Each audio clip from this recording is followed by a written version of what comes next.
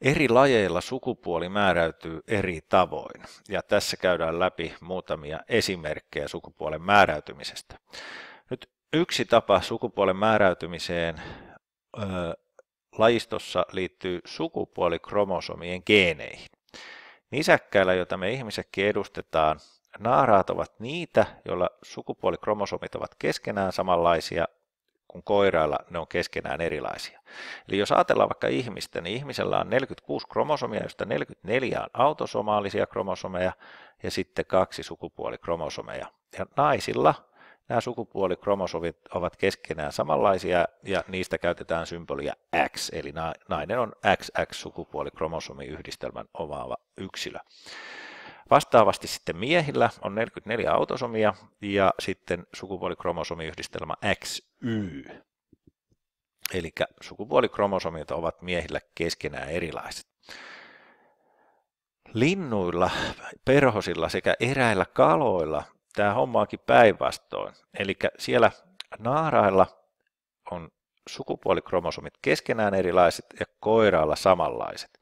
Esimerkiksi kukko, joka edustaa siis tätä kanalintulajia, koiraspuolinen kanalintu, niin kukolla on 76 autosomaalista kromosomia ja 2 sukupuolikromosomia, jotka on keskenään samanlaisia XX, kun taas kanalla on 76 autosomia ja sitten sukupuolikromosomiyhdistelmä XY. Ja nyt tämä on sitten huomioitava sellaisissa tehtävissä, jossa puhutaan linnuista tai perhosista ja puhutaan ominaisuuksista, jotka on sitoutunut X-kromosomiin, niin silloin on muistettava, että koirailla on tämä XX-yhdistelmä, naarailla XY-yhdistelmä. Sukupuoli voi määräytyä myöskin kromosomiluvun mukaan, ja esimerkiksi heinäsirkoilla koirailla on 1 kromosomi vähemmän kuin naarailla, johtuen siitä, että niillä puuttuu sitten vastin kromosomi täältä sukupuolikromosomista, kun naarailla se on. Pistiäisillä puolestaan tilanne on erilainen, koska pistiäisillä tämä lisääntyvä naaras, jota usein kutsutaan kuningattareksi, voi tuottaa sitten jälkeläisiä 2 eri tavalla.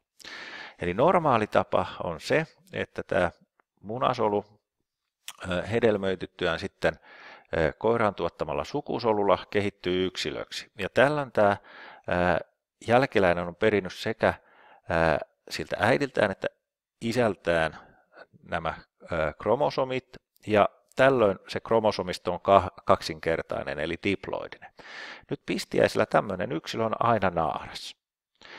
Mutta sitten tämä kuningatar, lisääntyvä yksilö, voi tuottaa myös sellaisia jälkeläisiä, jotka onkin syntynyt munasolusta, joka ei ole sitten hedelmöittynyt. Eli puhutaan niin sanotusti partenogeneettisestä lisääntymisestä. Ja tällöin sitten siltä jälkeläiseltä puuttuu ne isältä saadut kromosomit, ja silloin sillä on vain yksinkertainen haploidinen kromosomisto. Eli se kromosomilukumäärä on puolet pienempi kuin sitten naarailla. Sitten näiden lisäksi ympäristötekijätkin voivat määrätä sukupuolen. Ja esimerkiksi näillä matelioilla niin tilanne on sellainen, että usein ympäristön lämpötila vaikuttaa jälkeläisen sukupuolen määräytymiseen. Ja tässä on esimerkki kilpikonnasta, josta nähdään, että se lämpötila, missä nämä munat hautuvat, vaikuttaa siihen, että kuinka paljon naaraita ja koiraita tulee. Jos lämpötila on 26 astetta tai alle siinä hiekassa, missä nämä munat kehittyy, niin kaikki jälkeläiset on koiraita. Mutta hiekan lämpötilan noustessa niin naaraiden osuus jälkeläisistä kasvaa ja 28,5 astetta tuottaa sitten periaatteessa yhtä paljon naaraita ja koiraita. Kun mennään tämän lämpötilan yläpuolelle, naaraiden osuus nousee suuremmaksi kuin koiraiden ja yli 30,5 asteen lämpötilassa kaikki jälkeläiset ovatkin naaraita. Krokotiileilla homma on periaatteessa samanlainen, mutta siinä tilanne on se, että viileämmässä syntyy sitten naaraita ja korkeammissa lämpötiloissa koiraita. No sitten täällä on esimerkkinä tämmöinen ehkä monille tuttu vuokkokala, eli Nemo, jos muistatte semmoisen elokuvan kuin Nemoa etsimässä. Vuokkokalat on esimerkkejä kaloista, jotka voi vaihtaa sukupuoltaan ympäristötekijöiden mukaan. Eli nämä vuokkokalat elää pareittain tämmöisen merivuokon kanssa tämmöisessä tiiviissä suhteessa.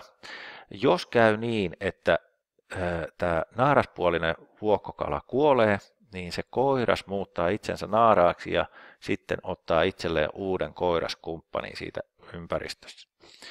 Meillä luokassa akvaariossa on miekkapyrstökaloja ja nämä miekkapyrstöt voivat toimia niin, että mikäli tämä johtava koiraskala sieltä kuolee, niin suurikokoisin naaras muuttuukin sitten koiraaksi, eli nämä sukurauhaset alkaakin tuottaa mätimunien sijasta maitia. Ja tämä johtuu ihan siitä, että se ympäristöstä tuleva signaali, eli se ympäristö kun on vaihtunut, se muuttaa tämän yksilön hormonitoimintaa, joka saa aikaan sitten muutoksen siellä sukurauhasissa niin, että sukurauhasten tuottamat sukusolut muuttuu vastakkaisen sukupuolen sukusoluiksi.